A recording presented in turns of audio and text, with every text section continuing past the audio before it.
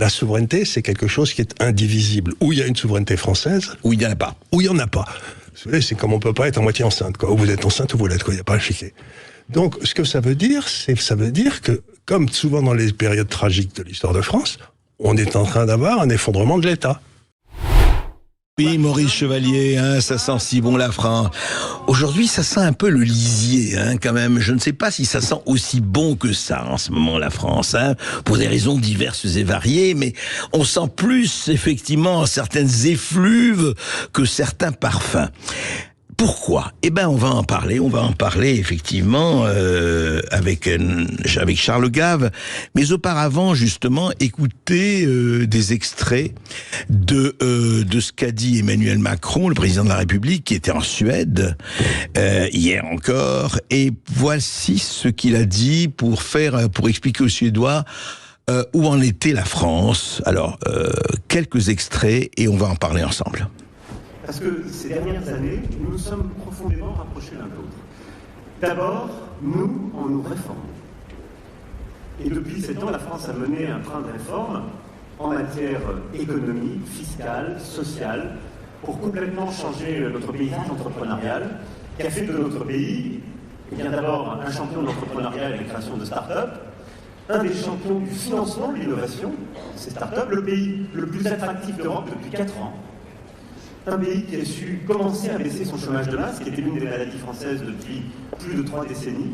Nous avons créé plus de 2 millions d'emplois, baissé d'un peu plus de 2 points de chômage, et nous l'avons fait en réduisant nos émissions de CO2. Et au moment où je vous parle, nous sommes passés de 9 à 7% de chômage, qui est encore trop. On va continuer à le baisser par des réformes supplémentaires, mais nous l'avons fait en doublant notre rythme de baisse d'émissions de CO2. Et l'année dernière, en faisant plus que le doubler encore. 2019 à 2022, on a fait moins de 2% par an. 2023, ça a été moins 4,6%. Et donc, il n'y a pas de fatalité, et nous avons progressivement réformé les choses.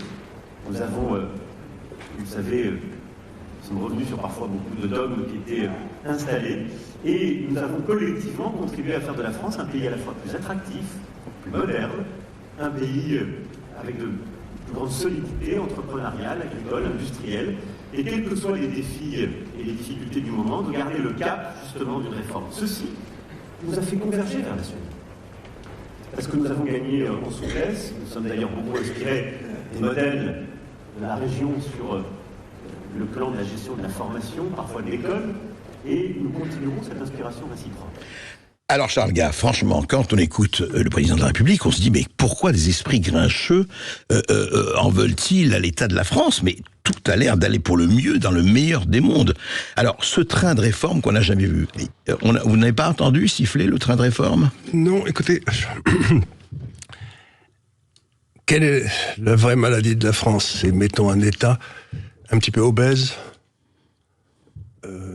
Cet État obèse, depuis que le président de la République est là, a pris encore 4 ou 5 points dans le PIB. C'est-à-dire que nous étions à... Maintenant, nous en sommes à 61 ou 62%. On était à 50 quand il est arrivé. Donc, la maladie de la France, c'est que ce qu'ils appellent des réformes, c'est quand il y a une crise, le poids de l'État augmente.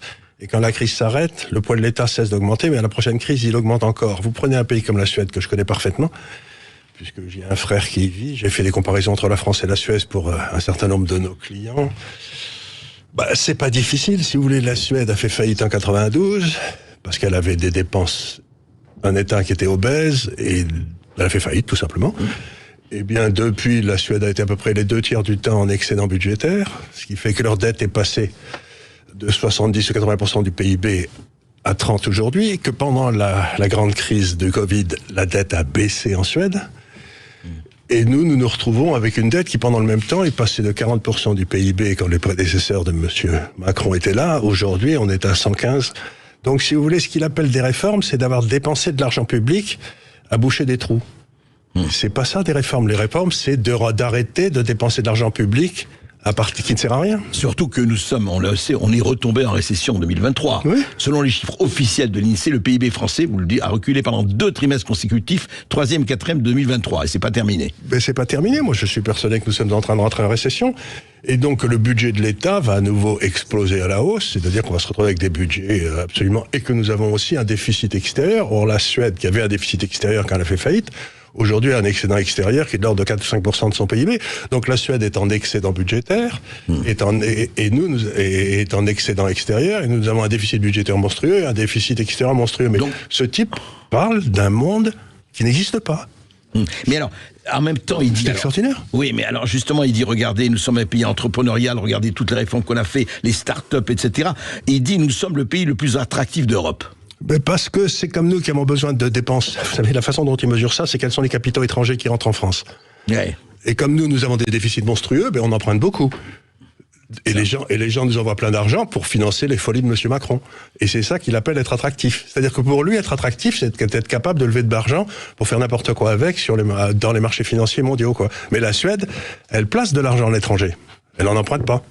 Oui, c'est une légère différence. Donc elle n'est pas attractive du tout d'après ces critères. Oui, mais alors, il dit le chômage a diminué. Je reprends les points, ces points. Le chômage a diminué. Regardez, le chômage a diminué. C'est peut-être pas totalement impossible, mais nous arrivons de plus en plus dans des classes creuses démographiquement. Donc c'est pas la même chose pour le chômage s'il y a 1 million de personnes de plus qui arrivent par an, ou s'il y a 1 million de personnes qui prennent leur retraite plus que de qui rentrent. Vous voyez ce que je veux dire? C'est pas la même chose. C'est pas la même chose. Donc j'ai pas fait de grandes études sur le chômage parce que c'est un machin qui est manipulé par le gouvernement de façon épouvantable.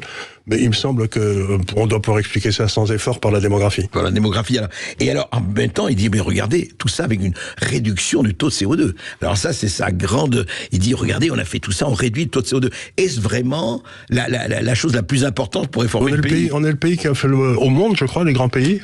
J'ose plus dire des grands pays industriels, parce que maintenant l'industrie n'est plus qu'à 7% du PIB. Donc c'est peut-être une des raisons principales de la baisse de notre CO2, c'est qu'on n'a plus d'industrie. Et ça, c'est le grand résultat quand vous vendez Alstom, quand vous vendez tout le monde. À la fin, vous n'avez plus d'industrie en France, quoi. Donc c'est si le but c'est de pas avoir de CO2, dans ce cas-là, arrêtons l'industrie, quoi. Et l'agriculture aussi d'ailleurs. Oui, bien sûr. Avec les vaches, vous savez. Les vaches qui pètent comme des salopes. Ouais, c'est incroyable ça. Quel honteux, quel scandale. C'est un vrai scandale absolu. Et alors il finit par dire modernité, regardez la solidité, l'entrepreneuriat, etc. Nous sommes effectivement. Et puis il arrive, il dit, voyez, nous gardons le cap. Et il est en Suède. Vous venez de parler de la Suède. Il dit, voyez, nous ne sommes pas encore, mais nous convergeons. La Suède et la France convergent. C'est pas vrai du tout, on diverge comme on l'a jamais fait. Si vous prenez la production industrielle française et suédoise en 1960, jusqu'à l'an 2000, c'était exactement la même chose. À partir du moment où l'euro arrive, et ses imbécilités, nous on est plus bas qu'on était en l'an 2000, en industrie. Aujourd'hui, vous voulez dire. Aujourd'hui, plus bas. Et la Suède est 25% plus haut. Donc nous divergeons.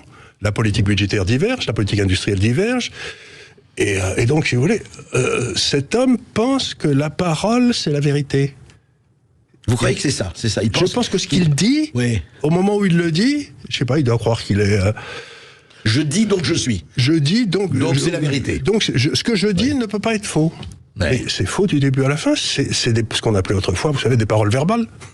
Mais comment on arrive au stade où effectivement, avec ce qui se passe avec les agriculteurs, ça on le sait, on en parle, avec ce qui se passe effectivement et le pouvoir d'achat, avec ce qui se passe autour, parce qu'il faut rappeler et on en a parlé avec vous et avec d'autres, cette crise, enfin cette guerre Russie-Ukraine qui a provoqué les embargos que l'on sait, les directions que l'on sait, on voit quelque chose où la dette, 3 000 milliards et plus, augmente et qu'est-ce qui se passe? C'est quoi? C'est là.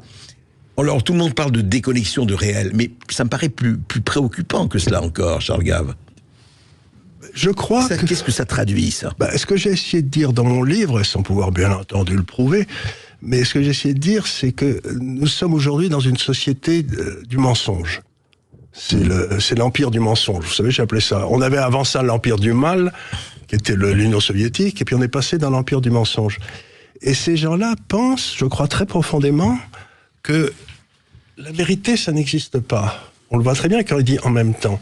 Il n'y a rien de plus ennemi que dans notre société que de dire ça, parce que notre société a été fondée, qu'on le veuille ou non, sur les évangiles, et dans les évangiles, il est dit que ton oui soit un oui, que ton non soit un non, tout le reste vient du malin. C'est-à-dire, le mensonge, c'est le mal, c'est le diable. Hein. Le mensonge, c'est le diable. Le prince du mensonge, c'est le diable.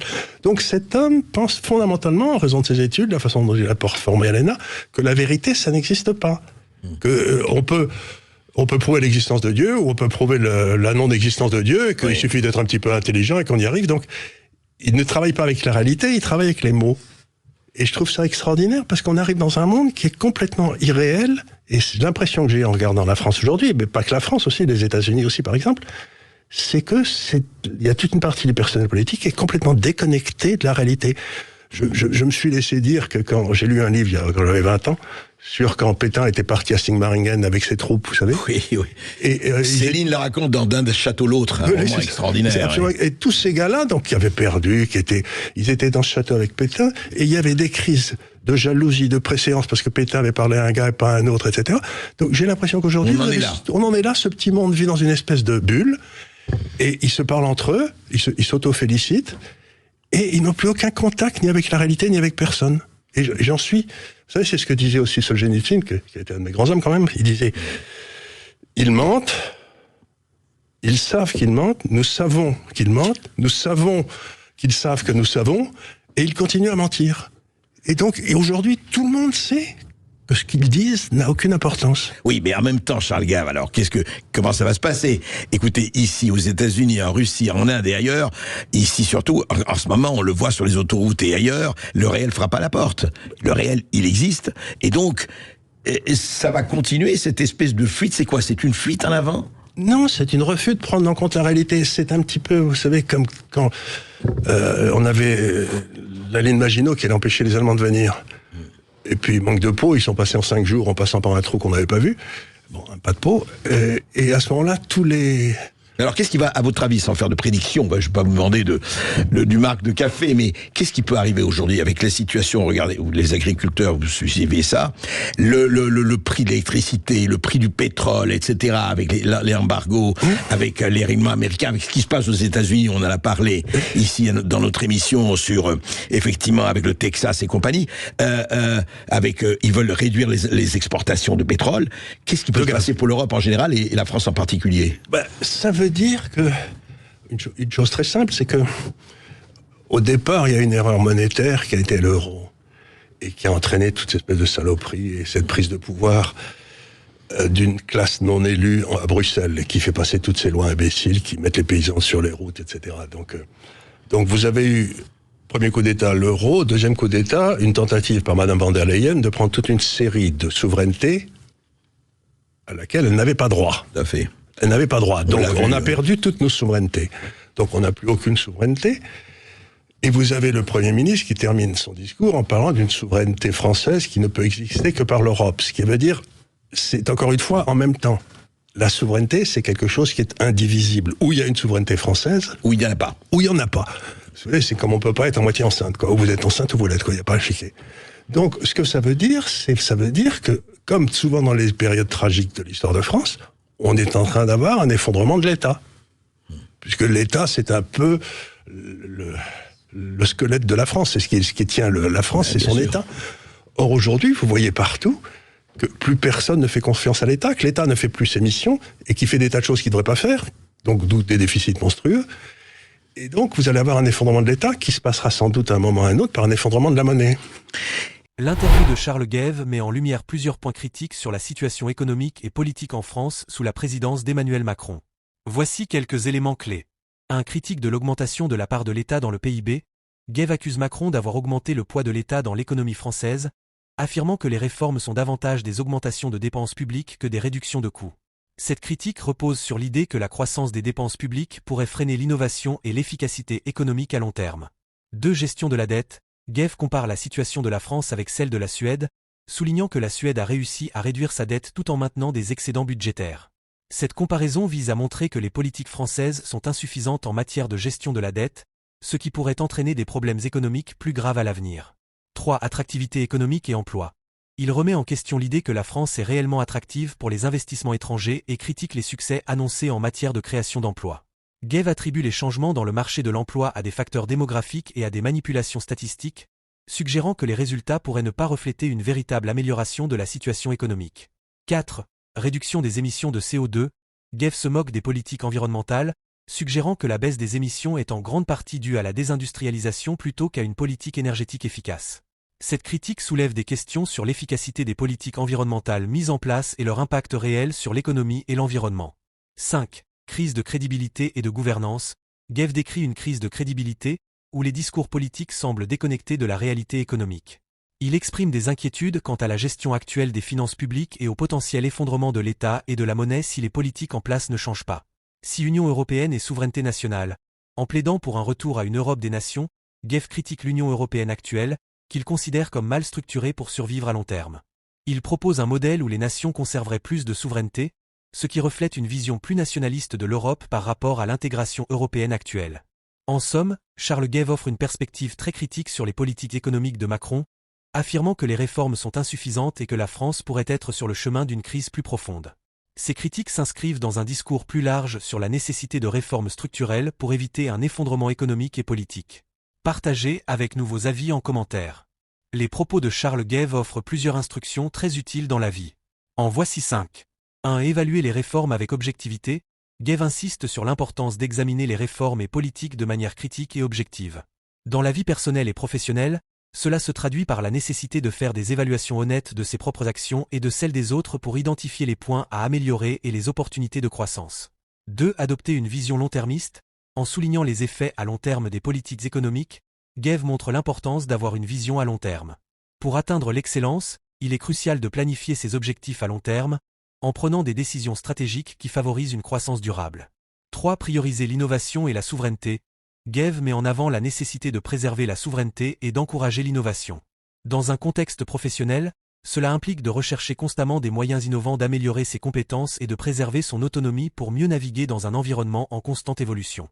4. Maintenir la stabilité et la résilience. Selon Gev, la stabilité économique est essentielle pour la prospérité. Cela se traduit dans la vie personnelle par la nécessité de construire une base solide, qu'il s'agisse de finances, de relations ou de compétences, afin de rester résilient face aux défis. 5. Cultiver une culture de transparence et d'intégrité. En critiquant les politiques basées sur des promesses non tenues, Gev montre l'importance de la transparence et de l'intégrité. Dans tous les aspects de la vie, il est crucial d'agir avec honnêteté et de construire des relations basées sur la confiance et la transparence. En intégrant ces leçons dans notre vie quotidienne, nous pouvons aspirer à une excellence continue, tant sur le plan personnel que professionnel. Vous en pensez quoi? Vos avis en commentaire, merci et à très bientôt.